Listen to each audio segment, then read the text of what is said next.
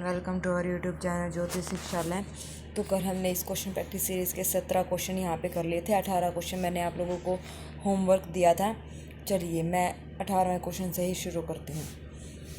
क्या कहता है question, two sides of a rhombus are along the line x minus y plus 1 equal to 0 and 7x minus y minus 5 equal to 0 if its diagonal intersect at -1 comma -2, then which one of the following is a vertex of this rhombus. तो rhombus की हमें यहाँ पे vertex बताने हैं। तो देखिए दो लाइन हमारे पास गिवन है, क्या x minus y plus 1 equal to 0, दूसरी लाइन है 7x माइनस वाई माइनस का 5 इक्वल टू 0। तो यहाँ से x और y की वैल्यू निकालो। जो इंटरसेक्टिंग पॉइंट आएगा हमारे पास वो क्या आएगा, प्लस यहाँ माइनस प्लस और प्लस, ठीक है। तो ये हो जाएगा y से y कैंसिल, माइनस का 6x और ये हो जाएगा प्लस का 6 इक्वल टू 0। तो x की वैल्यू आ जाएगी हमारे पास 1, ठीक है। x की वैल्यू 1 आ जाएगी। इस किसी भी एक इक्वेशन में पुट कर दो। मैंने यहाँ पे पुट कर दी x की वैल्यू 1, तो हमारे पास जो y की वैल्यू है वो आ गई 2, ठीक है। तो हमारे पास पॉइंट क्या आ गए, 1, 2। दूसरा पॉइंट हमारे पास क्या दे रखा है, diagonal, if its diagonal intersect at this. तो इन दोनों के जो डायगोनल का जो हमारे पास पॉइंट आए हैं वो इंटरसेक्ट करता है इसको, मतलब इंटरसेक्ट करते हैं ना। और इफ़ इट्स डायगोनल इंटरसेक्ट, और जो डायगोनल है वो इंटरसेक्ट करता है -1, -2 को, ठीक है। तो दूसरा पॉइंट हमारे पास है -1, -2, और इन दोनों से जो इंटरसेक्टिंग पॉइंट आए हैं दो रोम्बस जो हमारे पास two side of a rhombus are along the line. तो मतलब ये लाइन है हमारे पास, ठीक है। रोम्बस की लाइन, एक लाइन ये है, एक लाइन ये हमारे पास गिवन है, और जो डायगोनल का इंटरसेक्टिंग पॉइंट है वो हमारे पास गिवन है, ठीक है। तो इन दोनों का हमने जो इंटरसेक्टिंग पॉइंट है वो हमने निकाल लिया। एक पॉइंट हमारे पास गिवन है, तो ये 2 पॉइंट हमारे पास हो गए। अब यहाँ से क्या होता है, हम यहाँ से एक इक्वेशन बनाते हैं। कैसे, देखो 1, 2 -1, -2, तो y माइनस y1 यानी कि 2 डिवाइड बाई x माइनस 1, ठीक है, x माइनस x1। यहाँ पे हम क्या करेंगे, y2 माइनस y1, किसके इक्वल होगा, y2 हमारे पास -2 -2 -1 तो ये किसके इक्वल, -4 -2, माइनस से माइनस 2 2 जा 4। तो हमारे पास ये आ गया, ठीक है। क्या आ गया, 2 2 जा 4, तो हमारे पास ये आ गया। तो यहाँ से जब इसको सोल्व करेंगे तो y minus 2/2 is equal to x minus 1, यहाँ पे कुछ नहीं बचा तो क्या आया, 1 आया, ठीक है। तो ये आ गया हमारे पास। अब यहाँ से जब इसको सोल्व करेंगे, ठीक है, क्योंकि इसको मैं y माइनस 2 को मैं इसके नीचे ले आई, ठीक है, is equal to x minus 1/1 हो गया।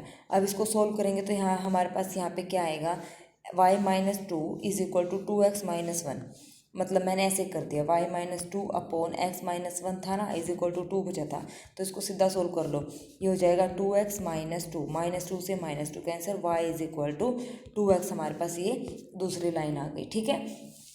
अब देखो, अब जो रोम्बस है वो क्या बोला है, विच of the following vertex of this rhombus का फॉलोइंग वर्टेक्स हमारे पास क्या होगा, ठीक है। रोम्बस परपेंडिकुलर, देखो अब y is equal to 2x is one diagonal, तो जो y is equal to 2x है वो हमारा एक क्या आ गया, यहाँ पे डायगोनल आ गया, ठीक है, एक डायगोनल आ गया। और rhombus perpendicular to each other point, diagonal intersect करते हैं, एक डायगोनल हमारे पास आ गया। इंटरसेक्ट का मतलब एक दूसरे को ऐसे काटते हैं तो वो परपेंडिकुलरली काटते हैं, ठीक है, 90 डिग्री के एंगल पर काटेंगे डायगोनल, ठीक है। तो यहाँ से जो पॉइंट है इस पॉइंट पर वो परपेंडिकुलरली एक दूसरे को क्या करते हैं, कट कर रहे हैं। तो एक लाइन हमने वो मान ली, y is equal to mx plus c, ठीक है। तो y इज इक्वल टू, दो पॉइंट हमारे पास थे 1 और 2, और एक -1 -2। यहाँ से जो हमारे पास आएगा फॉर्मूला क्या निकलेगा, यहाँ पे तो होता है ये स्लोप होती है, लेकिन डायगोनल जो है इंटरसेक्ट करते हैं एक दूसरे को, तो यानी कि वो नॉर्मल होगा, ठीक है। जहाँ पर वो एक दूसरे को काटेंगे जो परपेंडिकुलर होगा, तो ये इस लाइन का क्या हो जाएगा, वो नॉर्मल हो जाएगा। तो यानी कि यहाँ पे हमें नॉर्मल की इक्वेशन निकालनी है। तो सबसे पहले m निकालो, m dy/dx होता है, dy/dx अभी सोल्व किया था पीछे, y2 minus y1 x2 minus x1, तो 2 आया था। तो इसका जो नॉर्मल आएगा वो क्या आएगा, -1/2 नेगेटिव साइन के साथ, इनटू में x प्लस में c, ठीक है।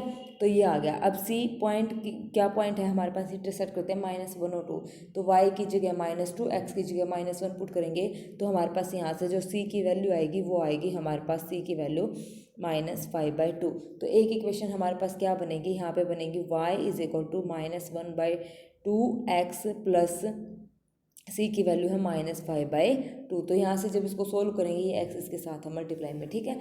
तो जब इसको सोल्व करेंगे तो हमारे पास जो इक्वेशन आएगी वो आएगी हमारे पास 2y + x + 5 = 0। तो जो हमारे पास लाइन आई है वो ये आई है। अब ये दो लाइन गिवन है हमारे पास, दो लाइन, ठीक है। इनमें से कोई भी एक लाइन उठाओ तो 2y + x + 5 = 0, क्योंकि रोम्बस की लाइन है तो एक लाइन कोई भी उठाओ। यहाँ से मैंने उठा लिया यहाँ से 7x - y - 5 = 0, ये उठा ली।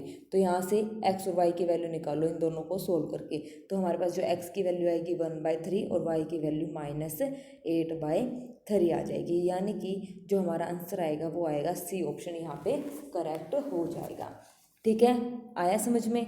मैं दोबारा एक बार ये रिपीट करती हूँ, क्या कहता है ये, 2 side of a rhombus are along the line. इस जो हमारे पास साइड, रोम्बस की जो साइड है दो, वो इन लाइन के अलोंग्स हैं। ये दो लाइन हमारे पास गिवन है, तो इन लाइन से हमने इंटरसेक्टिंग पॉइंट निकाला, क्या, एक्स और वाई। तो दो वैल्यू आ गई। उसके बाद if its diagonal intersect at, जो डायगोनल है वो इंटरसेक्ट करते हैं इस पॉइंट पर, ठीक है। तो यहाँ से मैंने एक क्या बनाया, एक लाइन बनाई। लाइन मैंने कैसे बनाई, मैंने यहाँ पे यूज़ किया y - y1 x - x1 का इज इक्वल टू, यहाँ पे यूज़ किया y2 - y1 और x2 - x1, ठीक है। ये चीज़ मैंने यहाँ पे यूज़ करी। यहाँ पे यूज़ करके जो हमारे पास इक्वेशन आई वो आई y = 2x आई। तो यहाँ से ये एक डायगोनल आ गया। अब हमें पता है जो रोम्बस के डायगोनल होते हैं वो क्या होते हैं, परपेंडिकुलर होते हैं एक दूसरे के। तो एक लाइन हमारे पास ये है y = mx + c, और रोम्बस के डायगोनल परपेंडिकुलर हैं किस पॉइंट पर, पॉइंट है -1 - 2, क्योंकि जहाँ डायगोनल इंटरसेक्ट करते हैं उस पॉइंट पर, ठीक है, परपेंडिकुलर है। तो यहाँ पे ये होती है हमारे पास स्लोप, और रोम्बस के डायगोनल एक दूसरे के ऐसे परपेंडिकुलर हैं, तो इसका मतलब वो क्या है, नॉर्मल है। नॉर्मल परपेंडिकुलर होगा तो परपेंडिकुलर नॉर्मल पे होते हैं। तो स्लोप जो है वो निकाल के dy/dx, तो वहाँ से हमें नॉर्मल की इक्वेशन आ जाएगी क्या, -dx/dy। तो यहाँ पे पुट कर देंगे, ठीक है। फिर इसी पॉइंट को पुट करके हमारे पास c की वैल्यू आ जाएगी। तो एक लाइन हम यहाँ से निकाल लेंगे, और वो लाइन हमारे पास आएगी 2y + x + 5 = 0। तो इनमें से कोई एक लाइन उठाओ, मैंने उठाई 7x - y - 5 = 0। तो यहाँ से जब मैं सोल्व करूँगी तो x की वैल्यू 1/3 और y की वैल्यू -8/3 आ जाएगी हमारे पास, और यही हमारे पास क्या आ जाएंगे, रोम्बस के वर्टेक्स आ जाएंगे। तो सी ऑप्शन हमारे यहाँ पे क्या हो जाएगा, करेक्ट हो जाएगा। ठीक है, आया समझ में। तो चलिए नेक्स्ट क्वेश्चन क्या कहता है, the centre of those circle who which touch the circle, इस सर्कल को टच कर रहा है externally and also touch the x axis, और आल्सो किसको टच कर रहा है, एक्स एक्सिस को वो टच कर रहा है, ठीक है। तो centre of those circle which touch the circle, तो इस सर्कल का सेंटर निकालो, C1 हमारे पास क्या आएगा, ये हमारे पास सर्कल है x² + y² -8x - 8y - 4।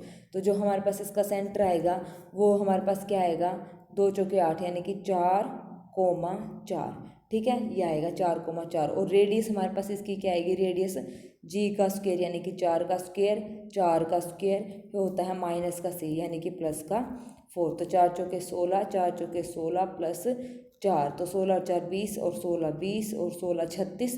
तो रेडियस हमारे पास आ गई कितनी, 6, ठीक है। रेडियस हमारे पास आ गई कितनी, 6।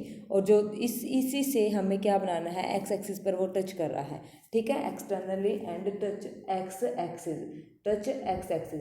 तो यहाँ पे देखो हमारे पास क्या होगा, जो हमने निकाला है सेंटर, इस यहाँ से जो सेंटर निकाला है x - 4 का स्क्वायर प्लस y माइनस यहाँ पे आ जाएगा 4 का स्क्वायर। अब x एक्सिस को टच करता है एक्सटर्नली, तो रेडियस जो होगी, रेडियस 6 प्लस यहाँ पे जो हमारे पास y आएगा उसका स्क्वायर हो जाएगा, 6 + y, क्योंकि एक्चुअल इक्वेशन हमारे पास क्या होती है, h - 4 का स्क्वायर प्लस k - 4 का स्क्वायर, और x एक्सिस पे है तो 6 + k, रेडियस में चेंज हो जाएगा, 6 + k हो जाएगा, ठीक है। x एक्सिस पर है तो y में चेंज होगा, ओके। तो रेडियस आ जाएगी 6 + k। तो अब इसको जब सोल्व करेंगे तो इसको यहाँ पे मैंने पहले ही h की जगह x रख दिया, k की जगह y ऑलरेडी रख दिया। तो अब इसको सोल्व करो तो हमारे पास जो इक्वेशन आएगी वो क्या आएगी, जब इसको हम सोल्व करेंगे तो हमारे पास आएगी x - 4 का square is equal to 4 5y plus 5, तो ये कुछ x square is equal to 4ay type यानी कि पैराबोला बन रही है। तो डी ऑप्शन हमारा यहाँ पे करेक्ट हो जाएगा। ठीक है, इजी क्वेश्चन था ना, इंपॉर्टेंट क्वेश्चन भी था, ये याद रखने का। अगर ये y एक्सिस बोलता तो हम क्या करते, x माइनस 4 का स्क्वायर प्लस y माइनस 4 का स्क्वायर। अगर बोलता है ये y एक्सिस तो y एक्सिस पे यहाँ पे हमारे पास क्या आ जाता, 6 प्लस x का होल स्क्वायर। तो ऐसे रेडियस में चेंज होता है। ये नया ही कंसेप्ट आपको आज देखने को मिलेगा। चलिए next, if one of the diameter of the circle given by equation O is a chord of a circle S whose center is at -3,2 then the radius of S हमें यहाँ पे बतानी है। ठीक है, रेडियस ऑफ S हमें यहाँ पे बतानी, किसकी रेडियस क्या होगी। तो सेंटर बताइए इसका हमारे पास क्या होगा, इसका जो सेंटर होगा वो हमारे पास क्या होगा, 2 और -3। ठीक है, 2 दूनी 4 और ये 3, 2 3 6, तो 2 -3 हमारे पास यहाँ पे क्या हो जाएगा, इसका सेंटर हो जाएगा।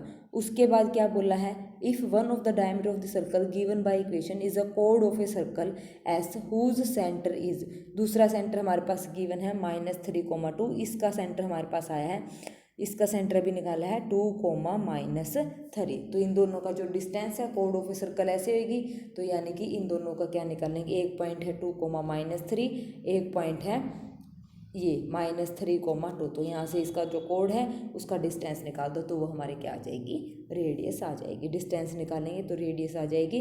तो -3 -2 -5 का स्क्वायर प्लस 2 प्लस 3, 3 और 2 5 का स्क्वायर, तो 25 25 इसका स्क्वायर कर देंगे तो हमारे पास जो आंसर आएगा वो आएगा 5√2। तो फर्स्ट ऑप्शन हमारे पास यहाँ पे करेक्ट हो जाएगा, फर्स्ट ऑप्शन हमारे यहाँ पे करेक्ट हो जाएगा। ठीक है, आया समझ में। चलिए नेक्स्ट क्वेश्चन हमारे पास क्या कहता है,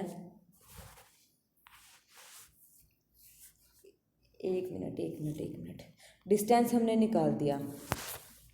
डिस्टेंस हमारा अभी वो जो डिस्टेंस निकला है उन 2 पॉइंट्स का, तो हमारा आया 5 का स्क्वायर यानी कि 25 प्लस 25, 25 और 25 कितना हो गया हमारे पास 50। तो ये हमारे पास कितना आ गया, 25 दूनी 50, तो 5√2 हमारे पास इसका क्या आ गया, डिस्टेंस आ गया। अब इसने बोला है क्या, रेडियस निकालनी है, डिस्टेंस नहीं बोला था, रेडियस। ठीक है, तो रेडियस निकालनी है। 5√2 इसका आंसर नहीं होगा, रेडियस, क्योंकि मैंने डिस्टेंस ही सोचा, अभी डिस्टेंस निकालना होगा तो मेरी गलती है, कोई बात नहीं। अभी इसका क्या निकालना है, रेडियस निकालनी है। तो रेडियस क्या हो जाएगी, रेडियस हमारे पास हो जाएगी क्या, अभी हमने क्या निकाला था, वही डिस्टेंस फॉर्मूले से निकाला था, इसका क्या आया था 5√2, तो इसकी रेडियस है 5√2 का स्क्वायर और यहाँ पे आर स्क्वायर आ जाएगा। ठीक है, प्लस में, और इन पॉइंट से जो हमारे पास रेडियस आई थी, आर रेडियस हमारे पास क्या आई थी, वो आई थी 2 का स्क्वायर, 2 ये यहाँ पे आया था 2, -3, तो 2 दूनी 4, 3 3 9 और प्लस का 12, 12 और 4 16 और 9 25 यानी कि 5 का स्क्वायर। तो यहाँ से क्या हो जाएगा हमारे पास, रेडियस जो आएगी ये आएगी 25 और ये आ जाएगी 50, 50 प्लस 25, तो हमारे पास कितना आया 5√3 हमारे पास आ गया। ठीक है, आर हमारे पास आ गया 5√3, तो इसका आंसर आया हमारे पास 5√3। ठीक है, आया समझ में कैसे किया है, कंफ्यूज नहीं होना है। मैं एक बार और दोबारा बता रही हूँ, देखो हमारे पास सर्कल का एक डायमीटर गिवन है। ठीक है, ये इक्वेशन हमारे पास गिवन है, if one of the diameter of the circle given by equation is a कोड of a circle S whose centre is -3,2 then the radius of S. तो देखो मैं यहाँ पे बता रही हूँ, इसने बोला है ये, एक मिनट, इसने बोला है सर्कल का एक डायमीटर गिवन है। ठीक है, ये मतलब ये होता है हमारे पास एंड पॉइंट जो होते हैं सर्कल के, वो क्या होते हैं, डायमीटर। तो एक डायमीटर हमारे पास क्या है, गिवन है। एक सेंटर हमारे पास, code of a circle, code हमारे पास ये हो गई, सर्कल की कोड का जो सेंटर है वो एस है, ये सेंटर हमारे पास एस है। तो रेडियस ऑफ एस की, इस एस की हमें क्या बतानी है, ये कोड सेंटर हो गया, कोड का जो रेडियस सर्कल बनेगा उसका क्या होगा, ये सेंटर पॉइंट हो गया। ठीक है, सर्कल का, तो हमें क्या बतानी है, रेडियस बतानी है। तो हमने क्या किया, यहाँ से इसकी रेडियस निकाल ली, यहाँ से इस सेंटर से और इसके सेंटर से हमने क्या निकाला, डिस्टेंस निकाला, सर्कल का ऐसे डिस्टेंस निकाला। ठीक है, इसका डिस्टेंस निकालने के बाद और जो ये सर्कल है इसकी जो रेडियस आई, उस रेडियस का हमने क्या किया, स्क्वायर कर दिया, मतलब रेडियस का हमने डिस्टेंस का स्क्वायर किया प्लस और जो रेडियस है एक्चुअल सर्कल की उसका क्या कर दिया, स्क्वायर। तो फिर यहाँ से उसको निकाल लिया। ठीक है, ऐसे हमने ये निकाला है। ठीक है, चलिए नेक्स्ट क्वेश्चन क्या कहता है, इसका आंसर आएगा हमारे पास 5√3 आंसर इसका आ जाएगा। ओके, चलिए नेक्स्ट क्वेश्चन। नेक्स्ट क्वेश्चन क्या कहता है, let P be the point on the parabola y square is equal to 8x which is at a minimum distance from the centre C of the circle x square plus y plus 6 का whole square is equal to 1, then the equation of the circle passing through C having its centre at P। ठीक है, तो देखो parabola हमारे पास given है ये y square is equal to 8x, हमारे पास ये होगा पैराबोला। ठीक है, उसके बाद इसका वर्टेक्स 0 0 है तो ये वर्टेक्स ऐसे बनेगा ए इस टाइप से। ठीक है, ये हमारे पास पैराबोला हो गया। उसके बाद इसने सर्कल गिवन है 0 और -6, सेंटर मतलब ये होगा इस टाइप से हमारा सर्कल हो गया। सेंटर उसका गिवन है 0 और -6। ठीक है, इस टाइप से गिवन है 0 और -6। उसके बाद मिनिमम डिस्टेंस पे बोला है।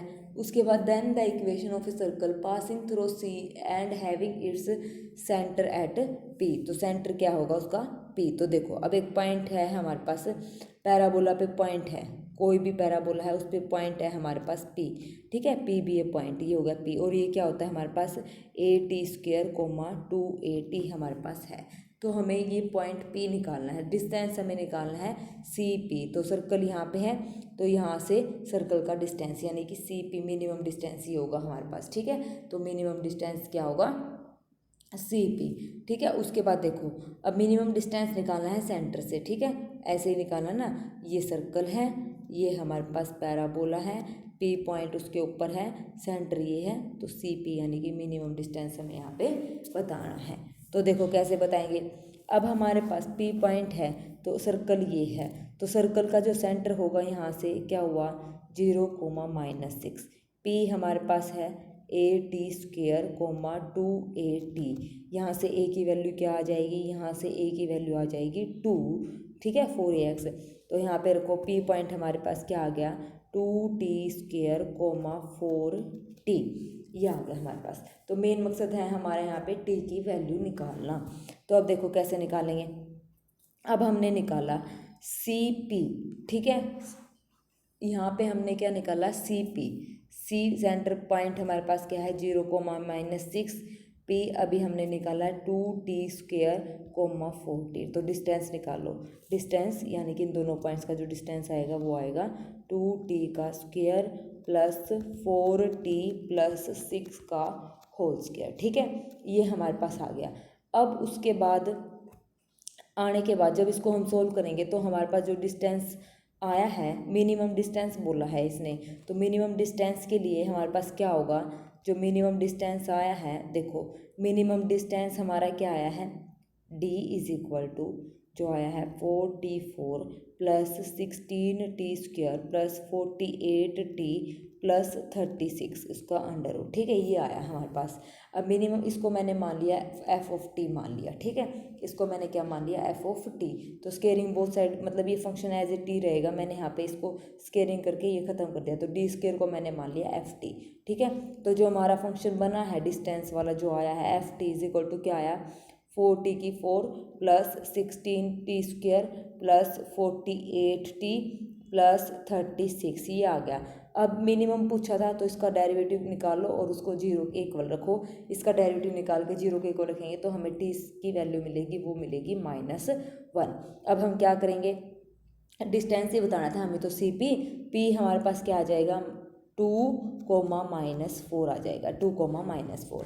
ठीक है, तो वापस से यहाँ पे हम क्या करेंगे T की वैल्यू -1 रख देंगे या फिर CP हम निकाल लेंगे। ठीक है, तो T की वैल्यू इसी इक्वेशन में दोबारा पुट कर दो FT में, तो FT हमारे पास यानी कि f(1) जो आएगा -1 वो हमारे पास क्या आ जाएगा f(-1) जब हम निकाल लेंगे वो आ जाएगा 2√2 आ जाएगा। ठीक है, यहाँ पे जब हम वैल्यू पुट करेंगे फिर उसके बाद हमारे पास f(-1) यानी कि ये हमारे पास मिनिमम डिस्टेंस आ गया। ठीक है, मिनिमम डिस्टेंस ही आ गया। तो फॉर्मूला वो जो सर्कल की इक्वेशन बनेगी वो बनेगी x - 2 का होल स्क्वायर प्लस, क्योंकि जो P पॉइंट है वो क्या है 2, -4 नया पॉइंट, तो y प्लस 4 का होल स्क्वायर और जो रेडियस अभी निकाली है 2√2 का होल स्क्वायर। तो इसको सोल्व कर देना, हमारा आंसर आ जाएगा।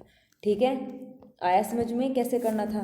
तो उसको सोल्व करके आप देख लेना कौन से आंसर हमारा यहाँ पे होगा। हमारा क्या आया है, x-2 का होल स्क्वायर प्लस y+4 का whole square is equal to 2 दूनी 4 दूनी 8, ये तो आ गया 8। इसको सोल्व करो, ये हो जाएगा x² प्लस 4 माइनस का 4x plus Y square plus का 16 प्लस का 8 y इज इक्वल टू 8।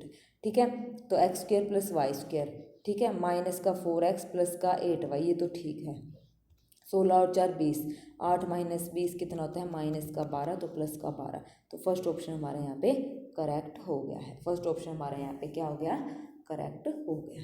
ठीक है, थोड़े से ये आज के क्वेश्चन थोड़े से मैंने मुश्किल रखे हैं ताकि आपको सारे तरीके के क्वेश्चन आए। ठीक है, तो मुश्किल जानबूझ के रखें क्योंकि पेपर में ऐसे ही आएंगे, क्योंकि पेपर भी थोड़ा सा जॉब वाला है ना, इसीलिए।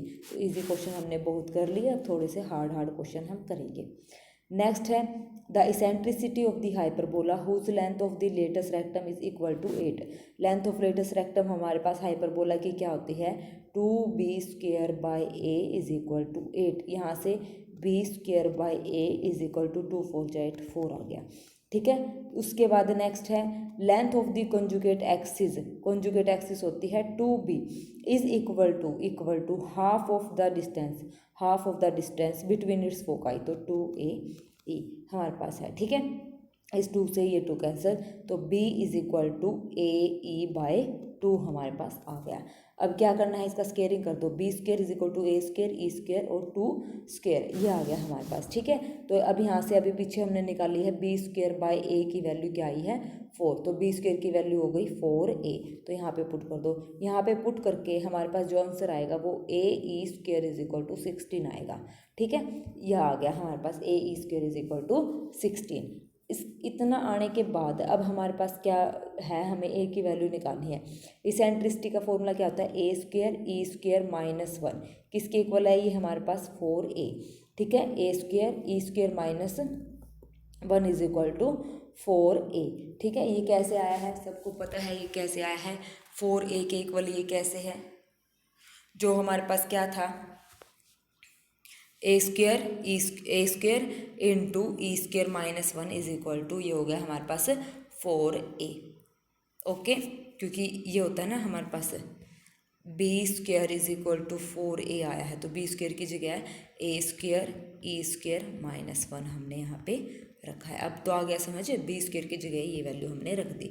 यही होता है ना formula, b² is equal to A² into E² -1, तो b² की जगह मैंने ये रख दिया। अब इसको सोल्व करेंगे, A² E² -A² is equal to 4a, या फिर a थ्रू आउट कैंसिल कर दो, यहाँ से a, तो हमारे पास आया क्या, AE²। ठीक है, AE² -a is equal to 4। इसकी वैल्यू अभी निकाली थी क्या, 16 -a इज इक्वल टू 4, तो यहाँ से a की वैल्यू हमारे पास आ गई 12। a की वैल्यू आ गई 12, तो 12 आ गई, तो e की इसेंट्रिसिटी पूछा है, इसेंट्रिसिटी यहाँ से निकाल दो। 12E² इज इक्वल टू क्या था, 16, और यहाँ से E² इज इक्वल टू 16/12, तो 2 8 16, 2 6 12, 2 चौके 8, 2 3 6, तो 4/3, तो यानी कि ई हमारे पास आ गया 2/√3। ठीक है, क्या आ गया, ई हमारे पास 2/√3, 2/√3 आ गया। तो यहाँ पे कौन सा क्वेश्चन है ये रहा 22, 2/√3, सी ऑप्शन हमारा यहाँ पे क्या हो गया, करेक्ट हो गया। यही हमें निकालना था। ठीक है, जैसे जैसे बोला था वैसे वैसे निकालते रहो, आंसर हमारा आता रहेगा।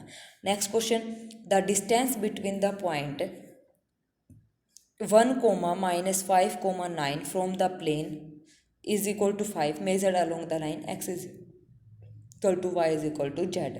तो डिस्टेंस फ्रॉम द पॉइंट है, तो इसका मतलब ये पॉइंट है, ये लाइन है, इसको कैसे लिखेंगे, x -1 कंप्लीट लाइन की फॉर्म में 1, y + 5/1 और z -9/1 इज इक्वल टू हमने मान लिया लैम्डा।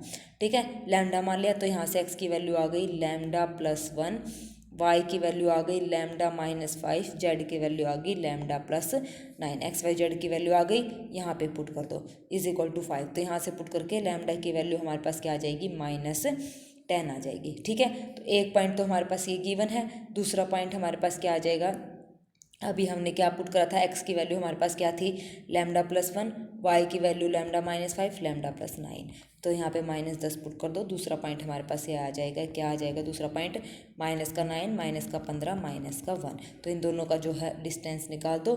डिस्टेंस इन दोनों का हमारे पास आएगा 10√3। ठीक है, क्या आएगा 10√3। तो बी ऑप्शन हमारा यहाँ पे क्या हो जाएगा, करेक्ट। डिस्टेंस निकालना था हमने। ठीक है, इस पॉइंट से इस पॉइंट, प्लेन के पॉइंट तक। ठीक है, इस पॉइंट से फ्रॉम द प्लेन से हमें इसका डिस्टेंस निकाल दिया। चलिए नेक्स्ट क्वेश्चन। नेक्स्ट क्वेश्चन क्या कहता है, हमारे पास इफ़ द लाइन ये लाइन है हमारे पास, in the plane LX + MY - Z = 9, ये लाइन है। देन द L² + M² = तो देखो हमारे पास क्या है, ये जो पॉइंट है, पासिंग पॉइंट इसके क्या है, 3 - 2, ये रे पासिंग पॉइंट, 3 - 2 - 4 इसके क्या है, पासिंग पॉइंट है। अब ये पासिंग पॉइंट इस प्लेन की इक्वेशन को सेटिस्फाई करेंगे, तो यहाँ पे पुट कर दो 3L प्लस -2M -+4 = 9। तो ये हो गया 3L - 2M = 5। तो एक इक्वेशन हमारे पास ये हो गई। ठीक है, फर्स्ट इक्वेशन। अब जो प्लेन की जो लाइन की डायरेक्शन रेशियो है वो क्या है, 2, -1 और 3। ठीक है, 2 तो इस लाइन में पुट करेंगे तो हो जाएगा 2x -m(y) और -3 = 9 आएगा, =0। जब डायरेक्शन रेशियो इस पे इसमें पुट करते हैं लाइन में, तो वो =0 कंसिडर होते हैं, क्योंकि नॉर्मल जो होता है इसका, नॉर्मल जो होता है वो परपेंडिकुलर होता है लाइन के। ठीक है, नॉर्मल क्या होता है, परपेंडिकुलर होता है लाइन के। तो इक्वल टू क्या आ जाएगी, इन दोनों की प्रोडक्ट क्या आ जाएगी, 0। ठीक है, तो दो इक्वेशन हमारे पास आ गई। एक आई है 2L - M = 0। जेड की जगह हमने क्या पुट करा था, -4।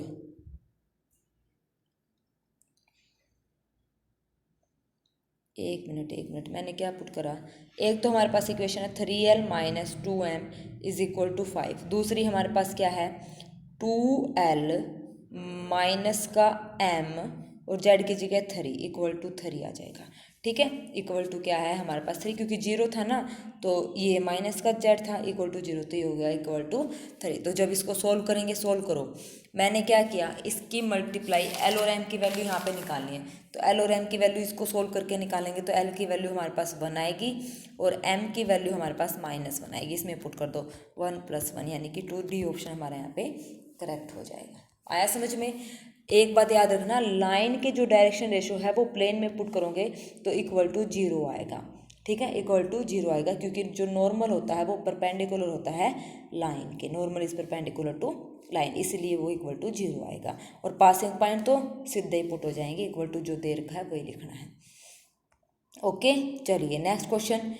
Late A, B and C be 3 unit vector such that, हमारे पास ये 3 यूनिट वैक्टर हैं A, B, C। Unit vector का मतलब magnitude of A, magnitude of B और मैग्नीट्यूड ऑफ C = 1। ठीक है, unit vector. If B is not parallel to C, B C के पैरेलल नहीं है। ठीक है, तो angle between A and B, A और B के बीच का हमें क्या निकालना है, एंगल यहाँ पे निकालना है। तो निकाल दो, बहुत ही इजी क्वेश्चन है। पहले तो ये प्रोडक्ट सोल्व करो, सबको आती है सोल्व करनी। क्या आ जाएगा, A.C.B, ठीक है, क्रॉस प्रोडक्ट ये सोल्व करो, -A.B.C = ये क्या है, √3/2B + C। ठीक है, एंगल बिटवीन बी और सी पैरेलल नहीं है, बिटवीन ए और बी के बीच पैरेलल निकालना, तो इन दोनों को लो, तो ये हो जाएगा -A.B। सी का कोफिशिएंट इधर क्या है, √3/2। ठीक है, यहाँ से जब इसको खोलेंगे, तो यहाँ से जब खोलेंगे तो ये हो जाएगा magnitude of A, magnitude of B और ये हो जाएगा cos थीटा। ठीक है, कोफिशिएंट हमने यहाँ पे क्या किए हैं, कंपेयर किए हैं।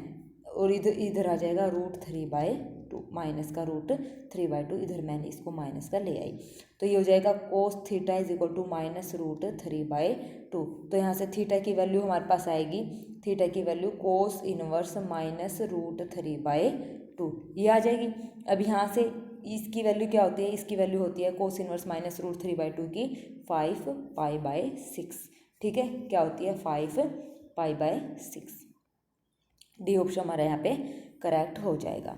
Next, if the standard deviation of the number 2, 3a and 11 is 3.5, तो कौन सा ट्रू है। स्टैंडर्ड डेविएशन हमारे पास होता है क्या, स्टैंडर्ड डेविएशन होता है हमारे पास सिग्मा, वेरिएंस क्या होता है सिग्मा का स्क्वायर। तो हम ये यूज़ करते हैं सिग्मा का square is equal to formula summation x i का square divide by n minus summation x i by n का होल स्क्वायर। ठीक है, तो यहाँ पे गिवन है हमारे पास स्टैंडर्ड डेविएशन 3.5, इसका square 4 + 9 + a square plus 121 divide by 4 minus, और ये है 16 + a/4 का स्क्वायर। ठीक है, तो इसको जब सोल्व करेंगे, इसको सोल्व करके जो हमारे पास इक्वेशन आएगी वो आएगी 3a² माइनस 32a + 84 = 0।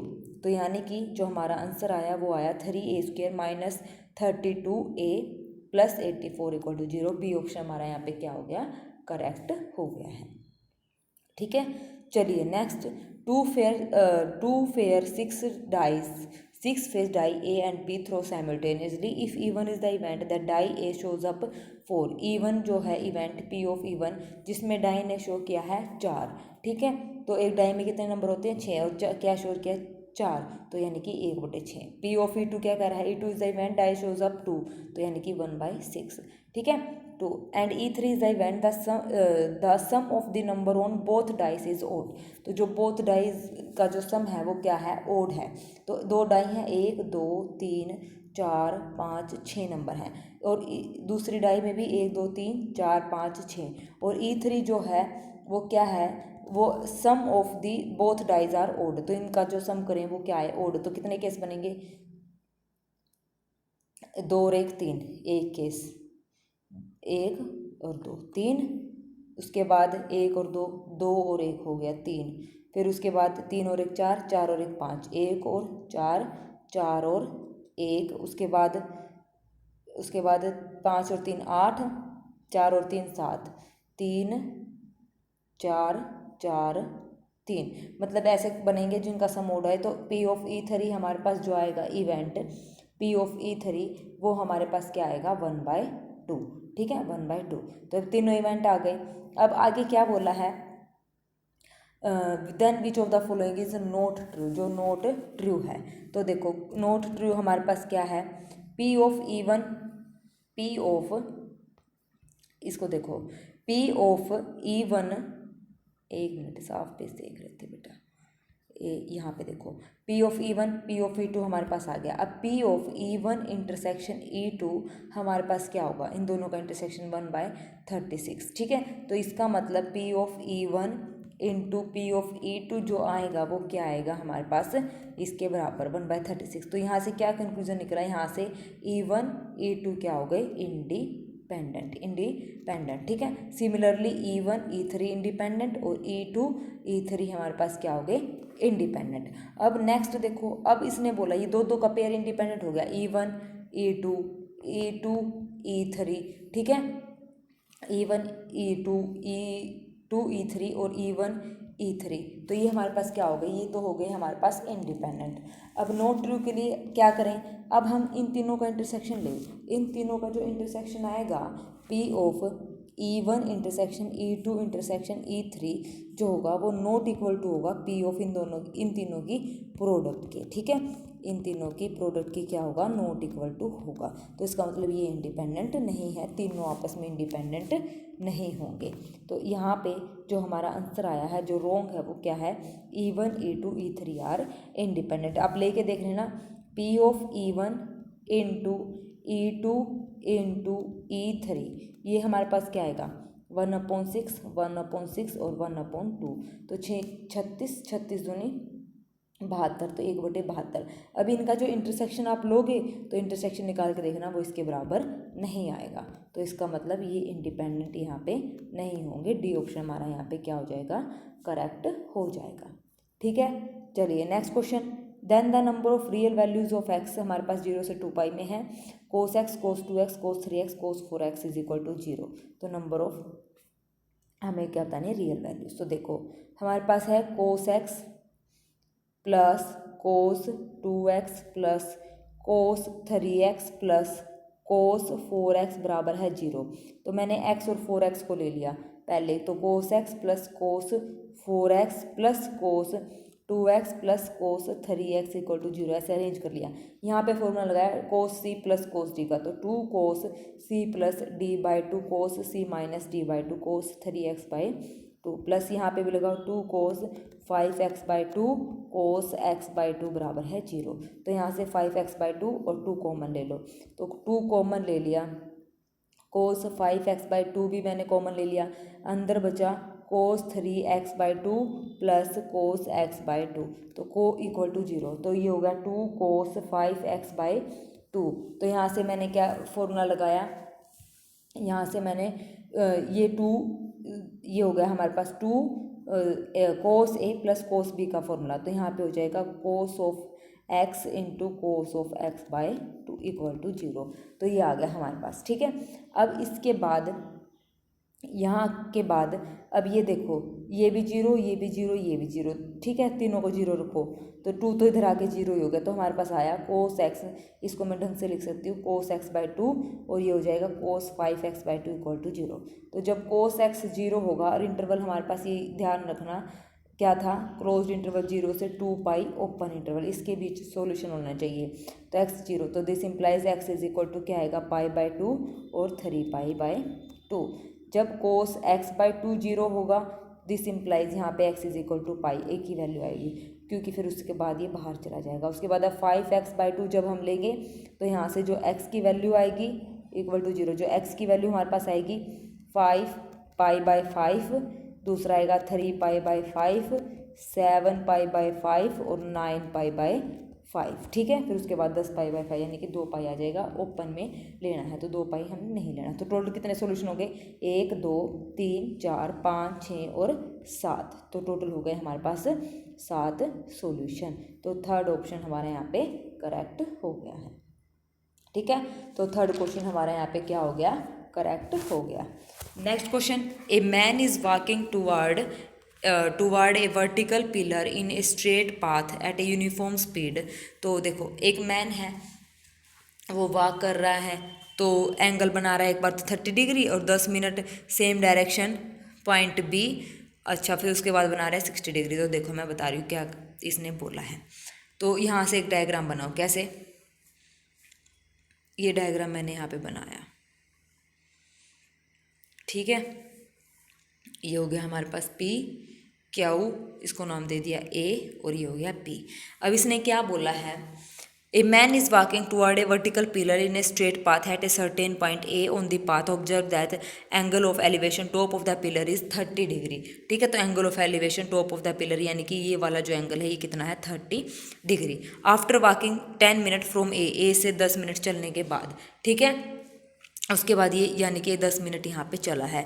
उसके बाद same direction B observe that angle of elevation, तो यहाँ पे जो एंगल ऑफ एलिवेशन बना वो है 60, तो इसको नाम दे दिया y, 1 मिनट के लिए इसको मैंने मान लिया x, और ये हमारे पास हो गया z, ठीक है। तो हमें यहाँ पे पी क्यू निकालना है। Then the time taken by him from B to reach the pillar, यहाँ पिलर पे पहुँचने का टाइम क्या है, तो पी क्यू सबसे पहले हम क्या निकालेंगे, पी क्यू, पिलर की जो है हाइट हम यहाँ पे पता करेंगे।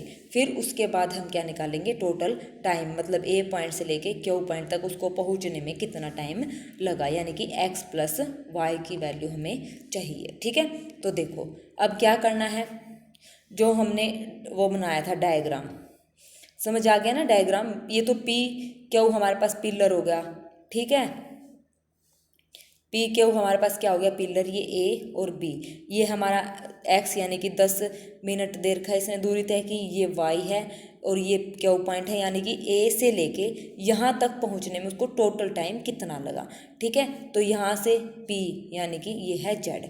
अब टोटल टाइम ए से बी तक तो हम उसने लगा एक्स, ठीक है। तो 10 मिनट बाद जो यहाँ से पॉइंट चला, यहाँ से यहाँ तक का उसका टाइम यानी कि वाई की वैल्यू कितनी आई है वो हमें यहाँ पे पता करना है। तो ये 30 है, ये 60 है, तो निकालो ट्रायंगल पी ए क्यू में, पी ए क्यू कंप्लीट में हमने यूज़ करा tangent 30 z upon x plus y. तो जेड की वैल्यू निकालेंगे, फिर उनको कंपेयर करेंगे। उसके बाद है जेड की वैल्यू टेंजेंट 31/√3, ये हो जाएगा x plus y is equal to z. तो ये हो गया जेड की वैल्यू। दूसरा अब निकालेंगे ट्रायंगल पी बी क्यू। तो ये हो जाएगा triangle P B Q tangent 60 degree is equal to z upon y. तो z is equal to √3y। तो कंपेयर करो, x plus y upon √3 is equal to √3y। तो x plus y is equal to 3y। तो x is equal to 2y हमारे पास आ गया। अब x की value 10 minute थी, तो यानी कि x की वैल्यू 10 मिनट है, तो y की वैल्यू 10/2 मिनट हो जाएगी। तो यानी कि 5 मिनट उसको लगी, टोटल मिनट उसको लगी 15, और वाई बी से बी तक क्यू तक पहुंचने में उसको लगी 5 मिनट। तो time taken by him from B से पूछा है, तो उसको लगी कितनी, यानी कि वाई की वैल्यू आई है उसकी 5 मिनट। अगर टोटल पूछता तो 15 मिनट हमारा आंसर होता। तो डी ऑप्शन हमारा यहाँ पे करेक्ट है, क्योंकि उसने बी से पूछा है, यानी कि वाई की वैल्यू। नेक्स्ट क्वेश्चन है the Boolean expression is equivalent. तो ये किसकी इक्विवेलेंट होगा? तो देखो ट्रूथ टेबल सबको बनानी आती है। तो पी हमारे पास क्या है, true true false false. Q हमारे पास क्या है, ट्रू फॉल्स ट्रू ट्रू। जैसे जैसे बोला वही निकालते रहो।